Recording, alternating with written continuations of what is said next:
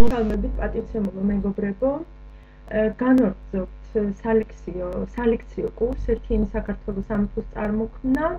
დღეს არის ჩვენი რიგით მესამე შეხვედრა და უკვე მესამე ლექციიდან, ანუ დღეს საუბარს დავიწყებთ ცალკე იმ სამეფო სამთავროების შესახებ, ყველა შესახებ ცალკე საუბარს, რომელთა გაერთიანებითაც მივიღეთ ერთიანი საქართველოს სამეფო. არაერთხელ აღნიშნავს და კიდევ გავიმეორებ, იმიტომ რომ ეს ამის ცოდნა ძალიან მნიშვნელოვანია.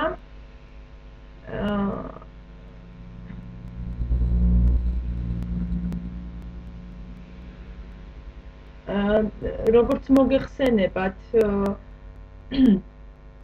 მოგეხსენებათ, 5 იყო ის პოლიტიკური ერთეული, ქართული პოლიტიკური ერთეული, რომელიც არსებობდა საქართველოს გაერთიანებამდე და მათგან ერთ-ერთზე და სახელობთ კახეთზე გვექნება დღეს საუბარი, ჰერეთზეც რა თქმა უნდა, მაგრამ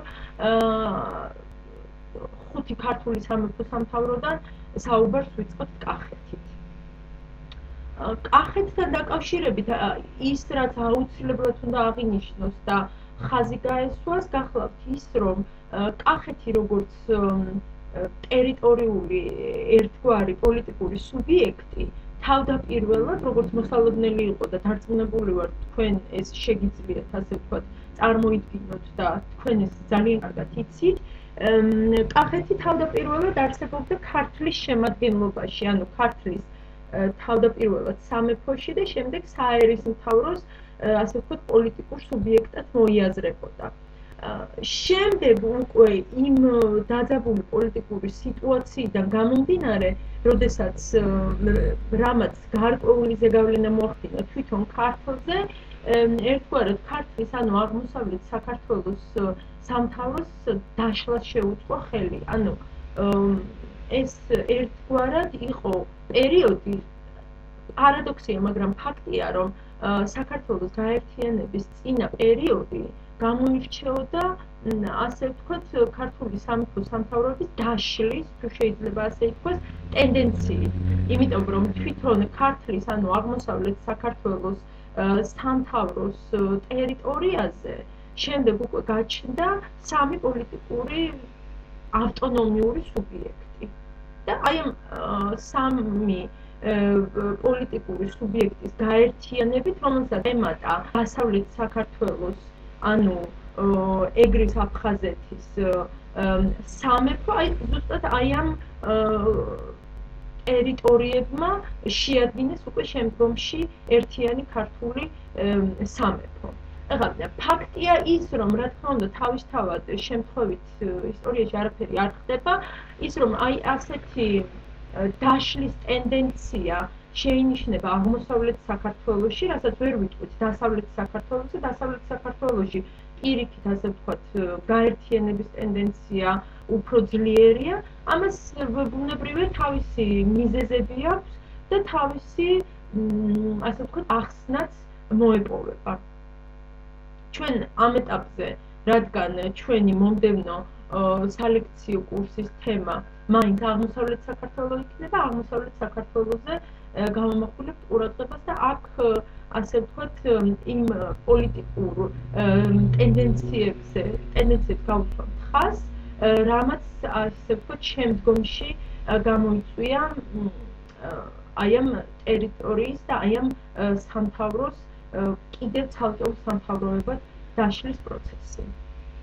კახეთთან დაკავშირებით უნდა გავითვალისწინოთ ჯერ ერთი ის, რასაც ხაზი უნდა გაუსვათ, რომ ეს თავდაპირველად არის ქართლის სამთავროს ორგანული ნაწილი, შემდეგ აუცილებლად უნდა გავითვალისწინოთ და უნდა ვიცოდეთ ის, რომ კახეთის ცალკე სამთავროს ჩამოყალიბებაში მნიშვნელოვან როლს თამაშობენ წანარები. წანარები გახლავთ ერთ-ერთი ტომი, რომელიც სახლობს კახეთის მთიანეთში და სახელდობრ ეს არის დღევანდელი ყაზბეგის ირგვლივ ტერიტორია, საუბარი, ასე ვთქვათ, დღევანდელ მთიანეთზე და მათი, ასე ვთქვათ, ერთგვარი პოლიტიკური ცენტრი გახლავთ სწორედ დღევანდელი ყაზბეგი. წანარები უცხოურ წყაროებშიც მოიხსენიებიან, ისინი ასე ვთქვათ შეუმჩნევლნი არ დარჩენილან უცხოელი ავტორების მიერ, იმიტომ რომ საკმაოდ მნიშვნელოვან როლს თამაშობენ, ასე ვთქვათ, კახეთის არა მარტო ცალკე სამთავროდ გამოყოფის პროცესში, არამედ არაბების წინააღმდეგ ბრძოლის თვალსაზრისითაც და ბუნებრივია, ასე ვთქვათ, ისინი უცხოელ ავტორებს შეუმჩნევლნი არ დარჩენილან. და მათი შეიძლება ასე ითქვას, პირველი მოხსენება საისტორიო წყაროებში ეკუთვნის სწორედ არაბ ავტორებს. ეს ასე ვთქვათ, კონტექსტი, როდესაც ისინი იხსენიებიან, ანუ მოვლენა, სადაც ისინი აქტიურ როლს თამაშობენ, თარიღდება დაახლოებით 754 წლით. ეს არის ის პერიოდი, მოგეხსენებათ, ჩვენ წინა ორ ლექციაზე გვქონდა საუბარი, როდესაც თვითონ სახალიფოში შეინიშნებოდა ძალიან დაძაბული შიდა დაპირისპირება და აი სწორედ ამ დროს, როდესაც მოგეხსენებათ აი ესეთი დაძაბული შიდა დაპირისპირების დროს, საქართველოს მოსახლეობა ყოველთვის აქტიურად ამით სარგებლობდა და ცდილობდა ეს გამოეყენებინა თავის სასარგებლოდ და პირველ რიგში იმისათვის, რომ მოწინააღმდეგე მხარისთვის ხარკის გადახდა შეეწყვიტა და აი შემდეგ, ასე ვთქვათ, როდესაც ხდებოდა ხოლმე ქართლის მოსახლეობის დასჯა, აი სწორედ აი ამ კონტექსტში 754 წელს იხსენიებიან წანარები, რომლებსაც არაბი ავტორები სანარებს უწოდებენ. აი მათ ამ პერიოდში გამართულ, ასე ვთქვათ, არაბების წინააღმდეგ ბრძოლაში ძალიან აქტიურად მიუღიათ მონაწილეობა და მნიშვნელოვანი როლი უთამაშიათ. ზოგადად, ასე ვთქვათ, წანარები ცნობილნი იყვნენ არაბების წინააღმდეგ ბრძოლაში და როგორც ჩანს, მათი ეს სამხედრო, ასე ვთქვათ, ნიჭიერება შემდგომში კახეთის მთავრობასაც არაერთხელ გამოუყენებიათ თავიანთი, ასე ვთქვათ, ინტერესების დასაცავად.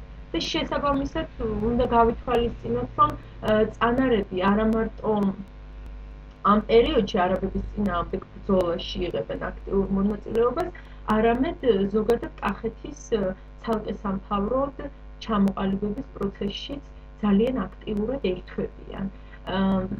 როგორც აღვნიშნე, მათი პირველი მოხსენება ხდება მერვე საუკუნის 50-იან წლებში, მაგრამ მნიშვნელოვანია ის, რომ მერვე საუკუნის ბოლოსა და მეცხრე საუკუნის დასაწყისში, ანუ მერვე-მეცხრე საუკუნეების მიჯნაზე ხდება უკვე წანარების არა მარტო მოხსენება, არამედ მათი დანარჩენ ქართლთან დაპირისპირება. ანუ არაბები ცალკე იხსენიებენ ჯურზანს, ანუ საკუთრივ ქართლს და ცალკე გამოყოფენ სანარიას, ანუ უკვე აი ამ ორი გეოგრაფიული ტერმინის მოხსენიებას ხვდებით მერვე-მეცხრე საუკუნეების მიჯნაზე, რაც იმას ნიშნავს, რომ იგივე უცხოელი და ამ შემთხვევაში არაბი ავტორებისთვის აი ეს პროცესი, რასაც ქვია კახეთის, ასე ვთქვათ, ქართლისგან გამოყოფის პროცესი, აი მერვე საუკუნის ბოლოსა და მეცხრე საუკუნის დასაწყისში დასრულებულია. ყოველ შემთხვევაში ისინი უკვე აი ამ ორ პოლიტიკურ ერთეულს ცალ-ცალკე იხსენიებენ. ეხლა აქვე უნდა აღვნიშნოთ თქვენ, რომ არ დაიბნეთ, მეტყვით ახლა რა შუაშია წანარები და რა შუაშია კახეთი. აი თავდაპირველად, სანამ კახეთი, ასე ვთქვათ, პოლიტიკური, ცალკე დამოუკიდებელი ავტონომიური პოლიტიკური სახელმწიფო სტრუქტურას შეიძენს, ხშირად ხდება აღრევა, ასე ვთქვათ, ტერმინოლოგიური და გარკვევა იმისა, თუ რა შემთხვევაში იგულისხმება სანარია, ანუ წანარების საკუთრივ, ასე ვთქვათ, წანარებით დასახელებული პუნქტი და რა შემთხვევაში აი ამ სანარიაში იგულისხმება საკუთრივ კახეთი, ამისი დადგენა, როგორც წესი, ჭირს ხოლმე. იმიტომ რომ მოგეხსენებათ, უცხოელი ავტორები ასე ვთქვათ, გეოგრაფიული და პოლიტიკური რეალობის უცხოელ ავტორებთან ხშირად ვხვდებით გეოგრაფიული და პოლიტიკური რეალობის აღრევის ასე ვთქვათ ცალკეულ ფაქტებს. ეხლა ქართულ წყაროებზე დაყრდნობით ფაქტია და ეს აუცილებლად უნდა გაითვალისწინოთ, ეს აუცილებლად უნდა იცოდეთ, რომ მერვე საუკუნის 80-იანი წლები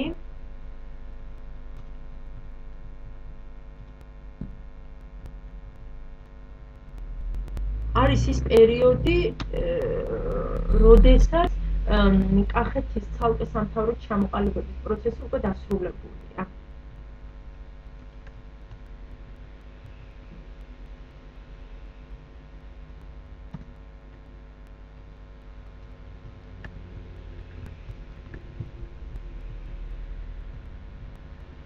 და ამაზე ასე ვთქვათ, ეს როგორ და რანაირად მოხდა, ბუნებრივია შევაჩერებ თქვენს ყურადღებას.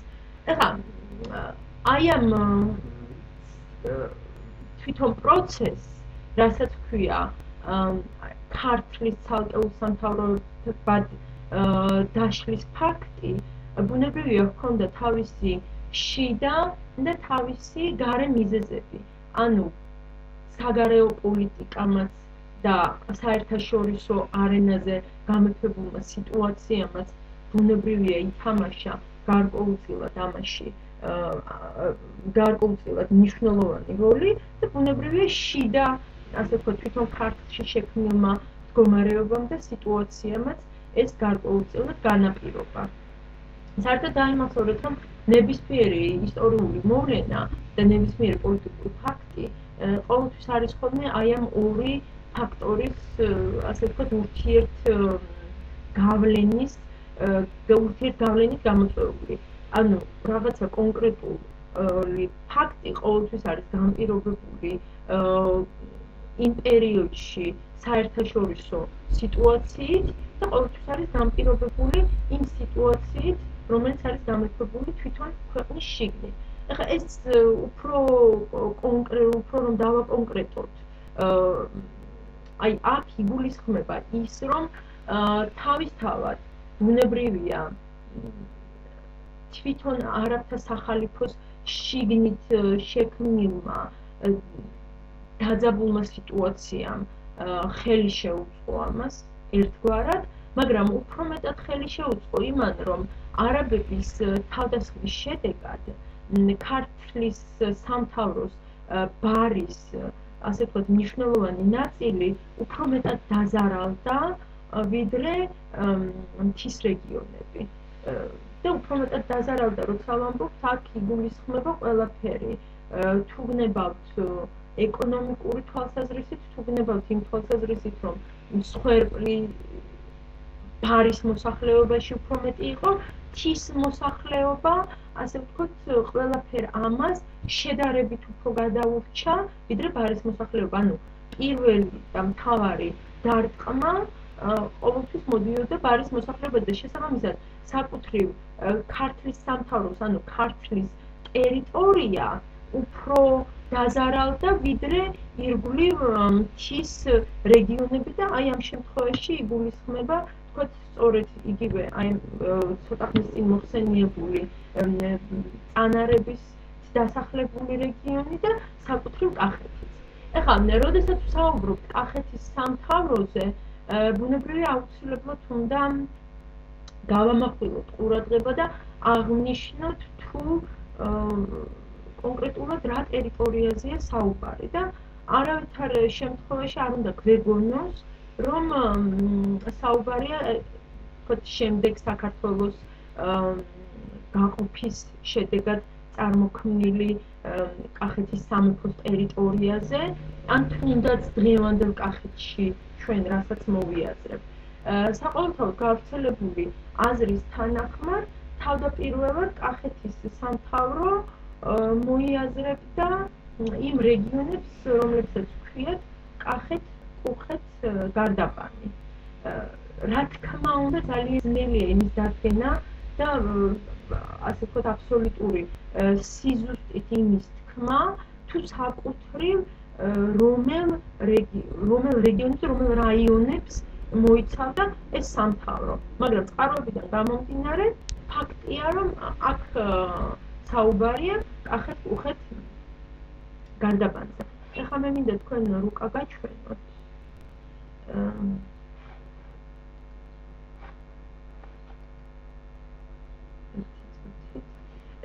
აი ეს გახლავთ ამას ცოტა თქვენი ნებართვით გავადიდეთ.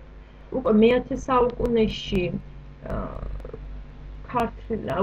საბოლოოდ ჩამოყალიბებული ქართული სამეფო სამთავროები და აი დაახლოებით ხა ამას აღარ ვიხმარა, ესე გაჩვენებთ. აი აქ არის აი დაახლოებით აი ეს ტერიტორია კახეთის სამთავრო.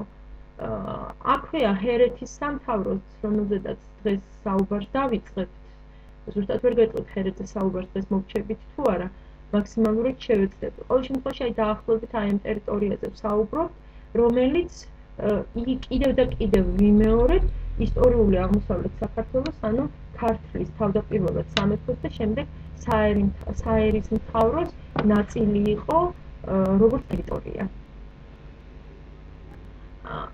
ეხლა უნდა გავითვალისწინოთ და აუცილებლად უნდა გვახსოვდეს, რომ წყაროების მიხედვით კახეთის პირველ მთავრად მოიაზრება კი არა, ეს ასეც არის გრიგოლი.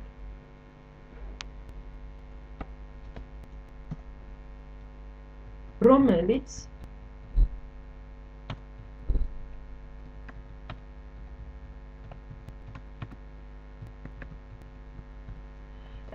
გრიგოლის მეფობის ზუსტი წლების დადგენა ჭირს. ფაქტია, რომ გრიგოლი სარგებლობს ჯუანშერ არჩილისძის გარდაცვალების შემდეგ 787 წელს დაახლოებით. გარდაცვალების შემდეგ ქართლის შიგნით გამეფებული ერთგვარი ქაოსით და აი ამ პერიოდში და ამ დროს ის ასე ვთქვათ კახეთს ცალკე დამოუკიდებელ პოლიტიკურ ერთეულად აცხადებს. და სავარაუდოდ გრიგოლის ასე ვთქვათ მეფობა თარიღდება 787 წლებით. ეს ეხლა თქვენ არ გაგიკვირდეთ, იმიტომ რომ შეიძლება მრავალი მეცნიერის მოსაზრება არსებობს, სხვადასხვა წლებით თარიღდება, ანუ ამ პერიოდში ცალკეული სამეფო სამთავროების მმართველთა ზუსტი წლების განსაზღვრა ძალიან ჭირს. იგივე ასე ვთქვათ აშოტ-ყურაპალატის მოღვაწეობის ზუსტი თარიღი ჩვენ არ ვიცით, გარდაცვალების თარიღი ზუსტად ვიცით, მაგრამ მოღვაწეობის დაწყების ზუსტი თარიღი ცნობილია. ვახუშტი მაგალითად ქართული ისტორიოგრაფიის მამამთავარი სხვანაირად ათარიღებს და სხვა წლებით ათარიღებს გრიგოლის მმართველობის პერიოდს. შემდეგ ასე ვთქვათ ამის შემდეგაც იგივე მე-20 საუკუნეში ქართველი მეცნიერები სხვადასხვა თარიღს თავაზობდნენ გრიგოლის მმართველობის პერიოდად. სავარაუდოდ დღესდღეობით აი ეს წლებია დადგენილი, კიდევ ერთხელ ვიმეორებ, ზუსტად ამის განსაზღვრა ძალიან ჭირს, მაგრამ სავარაუდოდ გახდათ ეს. 787 წელს გრიგოლი სარგებლობს, როგორც აღნიშნე, ქართლში ჯუანშერის გარდაცვალების შედეგად გამოწვეული სიტუაციით და კახეთს ის აცხადებს, ასე ვთქვათ, ცალკეულ პოლიტიკურ ერთეულად და როგორც აღნიშნა, ის სწორედ ეს პერიოდია, მე-8 საუკუნის 80-იანი წლები, როდესაც კახეთი, ასე ვთქვათ, უკვე ყოველგვარი ჭოჭმანისა და ყოველგვარი ეჭვგარეშე უკვე ცალკე პოლიტიკურ ერთეულად არის ჩამოყალიბებული.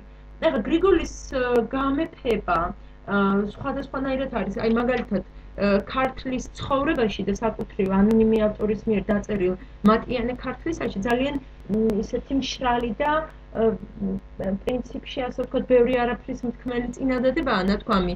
გრიგოლი მთავრობდა კახეთს. ამ წინადადებიდან რა თქმა უნდა ბევრი არაფერი არ ჩანს, მაგრამ ისეთი შთაბეჭდილება რჩება კითხვას, რომ თითქოს ეს გრიგოლის კახეთში მთავრობა და მის მიერ ასე ვთქვათ ცალკე პოლიტიკურ ერთეულად ჩამოყალიბებული კახეთი, ანუ კახეთის გამოყოფა ქართლიდან მოხდა ძალიან ხავერდოვნად და უმტკივნეულოდ. შეიძლება ეს ასეც იყო, მაგრამ როგორც წესი ისტორიაში აი საერთო პოლიტიკური ერთეულიდან ცალკე რაღაცა ტერიტორიის ცალკე პოლიტიკური ერთეულად ჩამოყალიბება სხვადასხვა უმტკივნეულოდ არ ხდება ხოლმე. და აი მაგალითად თვითონ ვახუშტი აი ასეთ რამეს წერს, რომ განდგა გრიგოლ თავარი და ამან დაიპყრა კახეთი, კუხეთი და გარდაბანი. სავარაუდოდ შეგვიძლია ვთქვათ, რომ ვახუშტი ასე ვთქვათ უფრო მართალია და როგორც ჩანს ეს იყო უფრო გრიგოლის როგორ ვთქვათ თვითნებური მოქმედება, რომელიც რა თქმა უნდა იმდროინდელი ქართლის პოლიტიკური ელიტისთვის მაინც და მაინც მისაღები და მაინც და მაინც სასიხარულო ვერ იქნებოდა. მაგრამ ყოველ შემთხვევაში კიდევ ერთხელ ვიმეორებ და თქვენს უმორჩილესად გთხოვთ ეს აუცილებლად გაითვალისწინოთ და იცოდეთ, რომ კახეთის როგორც ცალკეული პოლიტიკური ერთეულის პირველი მმართველი არის ადამიანი, რომელსაც ახლა ვთქვი გრიგოლი. ეხლა კახეთის სამთავროს რაც შეეხება, აქ უნდა გავითვალისწინოთ ისიც, რომ კახეთის მთავრებს აქვთ კახეთის მთავრები არიან განსაკუთრებული ტიტულის მფლობელები, რაც ასე ვთქვათ საქართველოს სხვა რეგიონში არ ფიქსირდება. ეს გახლავთ მოკაცრად ქორეპისკოპოსი.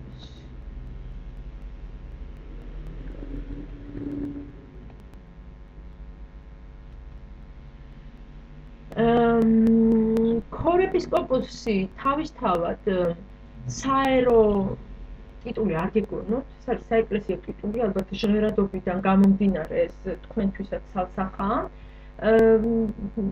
ბერძნულად ეს ნიშნავს ეპისკოპოს სამწყსოს გარეშე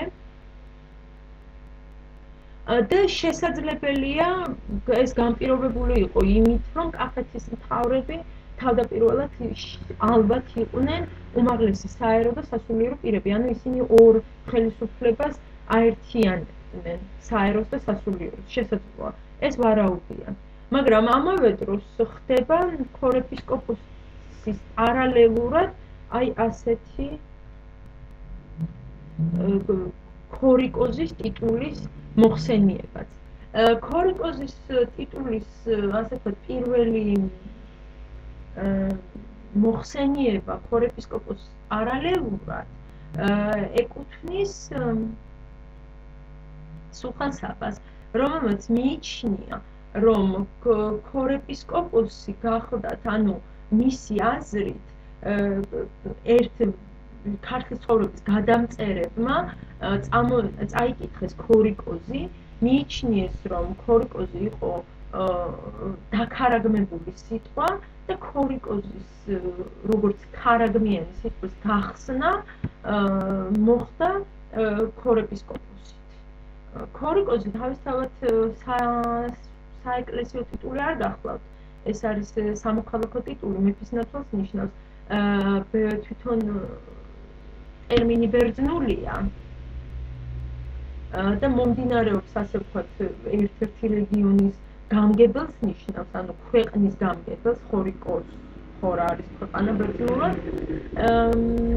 შემდეგ სულხან საბას ამ მოსაზრებას მიმდევრებით გამოუჩნდნენ, მაგრამ დღეს უკვე საკამათოდ ასე ვთქვათ აღარ ითვლება ის, რომ კახეთის მთავრებს ქორიკოსი არ ერქვათ, ისინი იყვნენ ქორეპისკოპოსის ტიტულის მატარებლები და ქორიკოსი ასე ვთქვათ აი ამ კონტექსტში სულ არაფერ შუაშია, იმიტომ რომ შეიძლება ქართლის ცხოვრების სხვადასხვა ნუსხებში ქორეპისკოპოსი როგორც ასეთი შესაძლოა დამახინჯებულია და სხვადასხვანაირი ვარიაციით მოიხსენიება, მაგრამ ქორიკოსი როგორც ასეთი არსად არ ჩანს. და მნიშვნელოვანია კიდევ ისიც, რომ ქართლის ცხოვრების მე-12 საუკუნის სომხურ თარგმანში ჩვენ ვიცით, რომ ქართლის ცხოვრების ის ვარიანტი, რაც მე-12 საუკუნემდე არსებობდა, შედარებით შემოკლებული სახით ითარგმნა სომხურად და ჩვენ აი ეს სომხური ხელნაწერი მე-12 საუკუნემდე მომხდარ ამბებს, რაც მოგვითხრობს დავით აღმაშენებლის ცხოვრების ისტორიით არის დასრულდება ანუ ის ვარიანტი მე-13 საუკუნის ხელნაწერს, აი მე-13 საუკუნის ქართლის ცხოვრების სომხურ თარგმანში ქორიკოზი როგორც ასეთი ცალკეპიტულად არსად არ მოხსენიება და ყველგან მოხსენიებულია ქორეპისკოპოსი. ასე რომ თქვენ უნდა იცოდეთ, რომ რაღაც გარკვეული მოსაზრება და ვარაუდი არსებობდა კახეთის მთავრის ქორეპისკოპოსის ტიტულთან დაკავშირებით აღრევა მოხდა, ასე ვთქვათ, თვითონ ჟღერადობიდან გამომდინარე და ეს ადვილი ასახსნელიცაა ქორიკოსთან, მაგრამ ქორიკოს როგორც ტიტულს კახეთის მთავრების ტიტულთან არავითარი საერთო არ აქვს.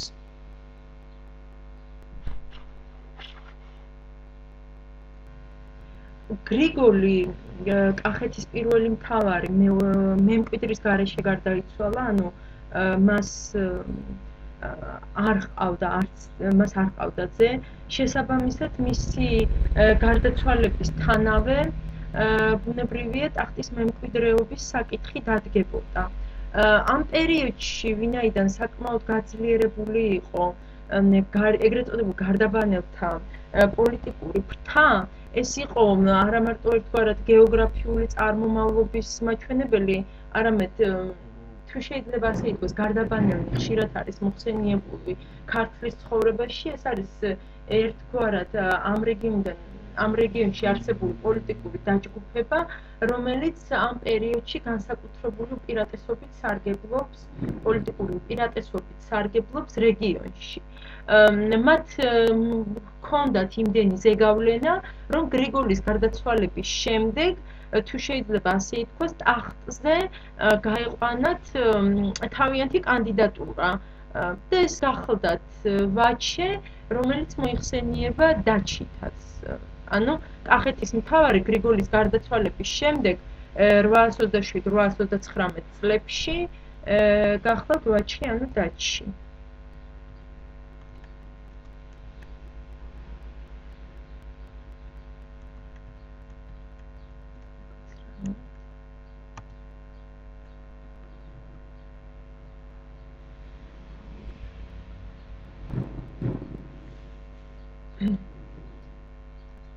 ის არის კახეთის ქორეპისკოპოსი აი ამ პერიოდში.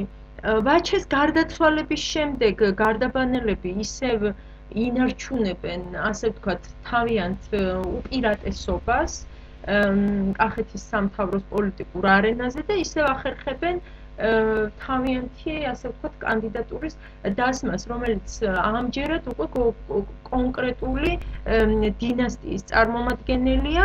ეს გახლავთ სამუელი გარდაბანელ დიდებულთა დონაურთა წარმომადგენელი, რომელიც 829 წელს გვევლინება 829 წლიდან გვევლინება კახეთის ქორეპისკოპოსად და კახეთის სამთავროს ის მართავს 861 წლამდე.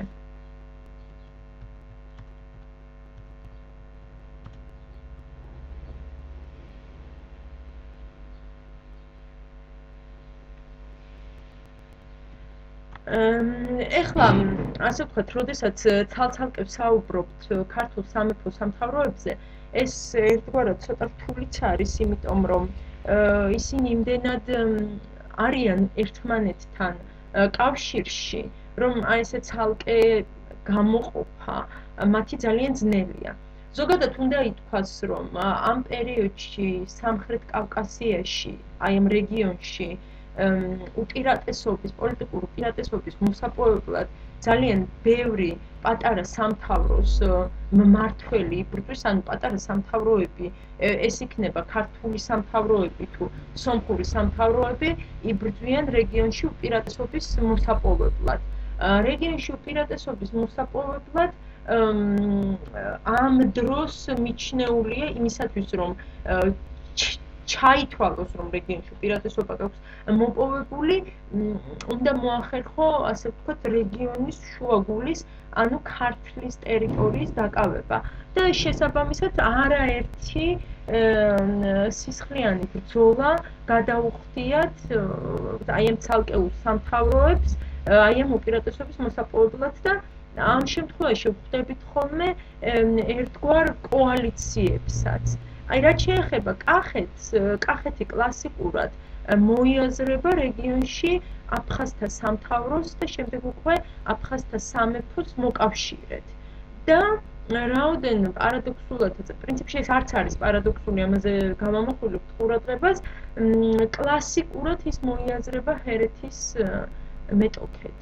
ანუ ჰერეთი არის კახეთის მოსაზღვრე, კახეთთან შედარებით უფრო სუსტი, ასე ვთქვათ, პოლიტიკური ერთეულია და აქედან გამომდინარე კახეთისთვის, ასე ვთქვათ, ნომერი პირველი საგარეო პოლიტიკაში, ნომერი პირველი საზრუნავი ყოველთვის ხშირ შემთხვევაში არის ხოლმე ჰერეთის შემოერთება.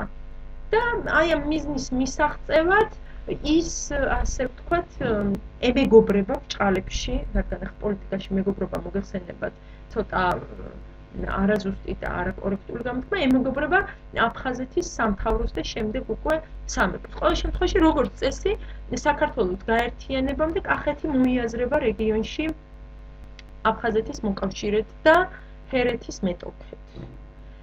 აი სომხურ სამეფო სამთავროებს რაც შეეხება, აი მათთან დამოკიდებულება იმის მიხედვით იცვლება ხოლმე თუ თვითონ მათ რა პოზიცია უჭირავთ, თქვათ, სხვადასხვა რეგიონთან მიმართებაში. როგორც ხედავთ, აი ეს ცალკეული პოლიტიკური ერთეულები, არა მარტო ქართული, არამედ სომხურიც სრულიად დამოუკიდებელ, ასე ვთქვათ, პოლიტიკას აწარმოებენ. ეხლა სამოელ დონაურის მმართველობასთან დაკავშირებით უნდა აღნიშნოთ ისიც, რომ ეს ის პერიოდია, როდესაც საქართველოში ერთ-ერთი გამანადგურებელი, ასე ვთქვათ, და ერთ-ერთი ყველაზე უფრო დრამატული შემოსევა ხორციელდება.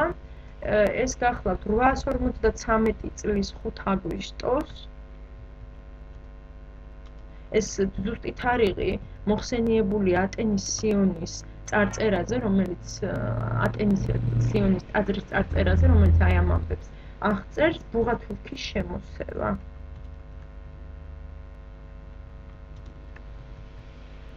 ეს მოგეხსენებათ, რომ ბუღათურქის შემოსევა, ასე ვთქვათ, საქართველოს ისტორიაში ერთ-ერთი ყველაზე უფრო ტრაგიკული მოვლენა გახლავთ, რადგან ბუღათურქის შემოსევის შედეგად თბილისის მოსახლეობა და ზოგადად ქართლის მოსახლეობა განადგურდა და ეს იყო ძალიან სისხლიანი და ძალიან დამანგრეველი შემოსევა. მაგრამ რაოდენობით პარადოქსულადაც არ უნდა მოგვიჩვენოს, მიუხედავად იმისა, რომ ბუღათურქმა ქართლი პირდაპირ გაგებით მიწასთან გაასწორა, აი ამის შემდეგ, სულ რაღაც 1 წლის შემდეგ, ანუ 854 წელს, მან ორჯერ შეუტია კახეთის სამთავროს და ასე განსაჯეთ, რომ კახეთის, ასე ვთქვათ, აღება და სრული გამორჩილება ვერც ერთხელ მან ვერ მოახერხა.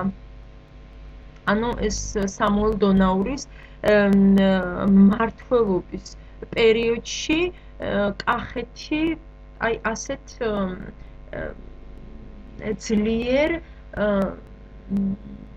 წინააღმდეგობას უწევს არაბებს. და აი ეს ძალიან მნიშვნელოვანია.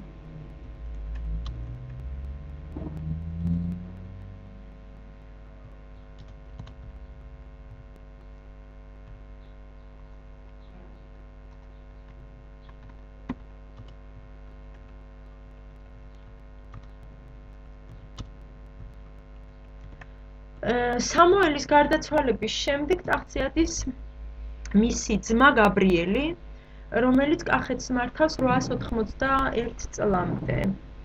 გაბრიელ დონაური.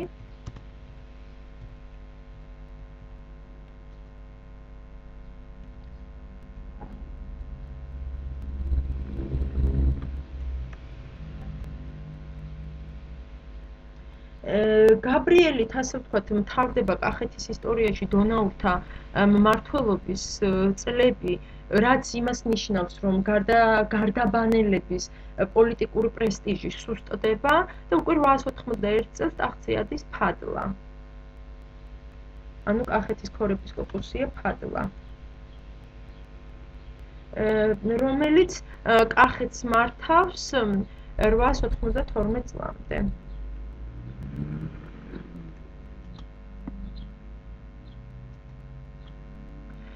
ფადლას შემდეგ მეფობს მისი ძე კვირიკე პირველი. აი, როგორც ხედავთ, ასე ვთქვათ, გაბრიელიდან მოყოლებული, გაბრიელიდან კი არა, უკაცრავად გრიგოლიდან, ანუ კახეთის პირველი ქორეპისკოპოსიდან მოყოლებული, ასე ვთქვათ, ხელისუფლების მამიდან შვილზე გადასვლის ფაქტი პრინციპში ფადლამდე არ ფიქსირდება. აი, ფადლას შემდეგ კახეთის ტახტზე ადის უკვე მისი ძე კვირიკე პირველი. ანუ როგორც ხედავთ, როდესაც ასე ვთქვათ, ახალი შუა საუკუნეებში ახალი პოლიტიკური ერთეული ჩნდება, რაღაც თავდაპირველად ძნელია ხოლმე ასე ვთქვათ, ხელისუფლების გადაცემის ზუსტი მოდელის ჩამოყალიბება და მკაცრად განსაზღვრა. ყოველ შემთხვევაში კახეთის შემთხვევაში, როგორც ხედავთ, ასე ვთქვათ, მე-8 საუკუნის 80-იანი წლებიდან მოყოლებული, თითქმის 1 საუკუნე დასჭირდათ იმისათვის, რომ აი ეს მამიდან ძეზე ხელისუფლების გადასვლის კლასიკური, ასე ვთქვათ, ტრადიცია დამკვიდრებულიყო და განხორციელებულიყო. კვირიკე მეფობს 918 წლამდე, კვირიკე პირველი.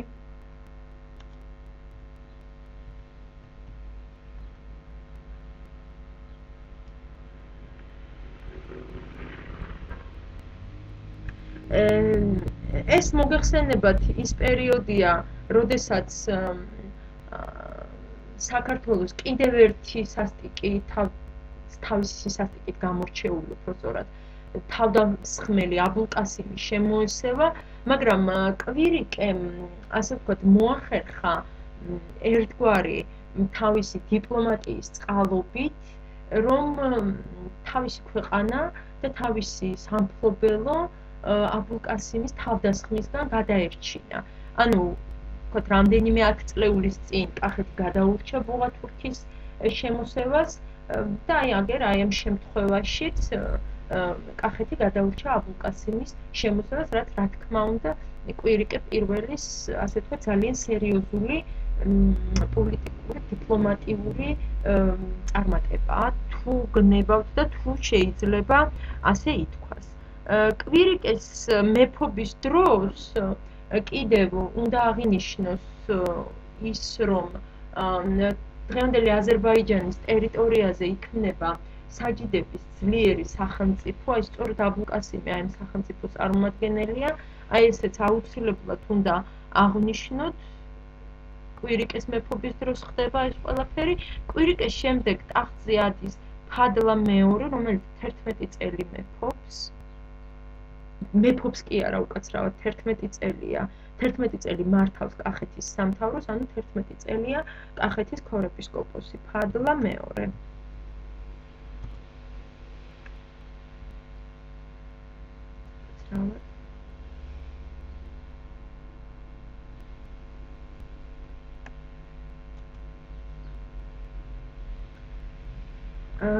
ფადლას შემდეგ ტახტზე ადის ასევე საკმაოდ წარმატებული მმართველი კახეთის სამთავროს ისტორიაში, ეს გახლავთ კვირიკე მეორე, რომელიც საკმაოდ ხანგრძლივად მართავს ქვეყანას.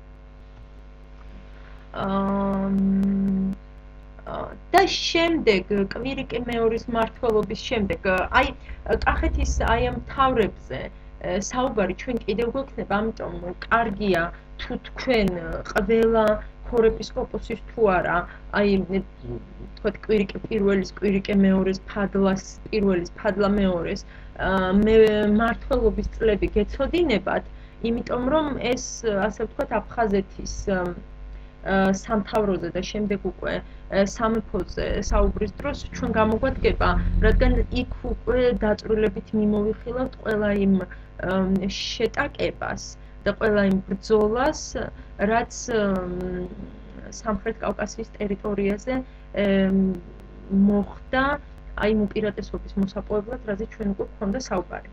კვირიკე მეორის დროს ტახტზე ადის დავითი, რომელიც კახეთს მართავს 1009 წლამდე.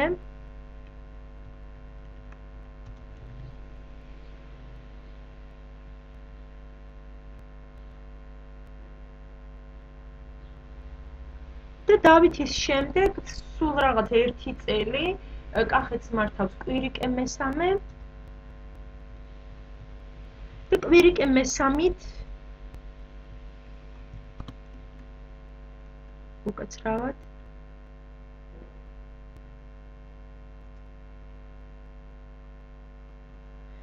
სრულდება, ასე ვთქვათ, კახეთის სამთავროს აი ამ ეტაპზე კახეთის სამთავროს ისტორია, იმიტომ რომ 1010 წელს კვირიკე მესამეს ბრძოლა მოუხდა გაერთიანებული ქართული სამეფოს პირველ მეფესთან ბაგრატ მესამესთან, რომელმაც მოგეხსენებათ საქართველოს გაერთიანების პროცესი დაასრულა 1010 წელს კახეთ-ჰერეთის შემოერთებით და აი ამ ეტაპზე, ასე ვთქვათ, კახეთის სამთავროს დამოუკიდებელი ისტორია მთავრდება. მაგრამ კახეთი სამწუხაროდ გაერთიანებული ქართული სამეფოს ფარგლებში დიდხანს არ დარჩენილა. 1014 წელს მოგეხსენებათ გარდაიცვალა ბაგრატ მესამე, ტახტზე ავიდა მისი შვილი გიორგი პირველი, რომლის მცირეწლოვნობითაც და კიდევ სხვა, ასე ვთქვათ, გამეფებული პოლიტიკური სიტუაციით კახეთმა და ჰერეთმა ისარგებლეს და ისინი მათ მოახერხეს გიორგის გამეფებისთანავე, ანუ 1014 წლიდანვე გაერთიანებული ქართული სამეფო და გამოყოფა. მაგრამ ამ ყველაფერზე, ასე ვთქვათ, ჩვენ კიდევ შესაბამის ლექციაზე დაწვრილებით გვექნება საუბარი. ანუ უნდა დავიმახსოვროთ ის, რომ გრიგოლიდან მოყოლებული კვირიკე მესამემდე ეს არის კახეთის ცალკე არსებული სამთავროს, ასე ვთქვათ, პოლიტიკური ისტორიის პირველი ეტაპი, რომელიც დასრულდა ბაგრატ მესამის მიერ 1010 წელს კახეთის გაერთიანებული ქართული სამეფოსადმი შემოერთებით. გმადლობთ ყურადღებისათვის, ჩვენ ერთმანეთს შევხვდებით სემინარზე და სემინარამდე საუკეთესო სურვილებით გემშვიდობებით. კარგად ბრძანდებოდეთ.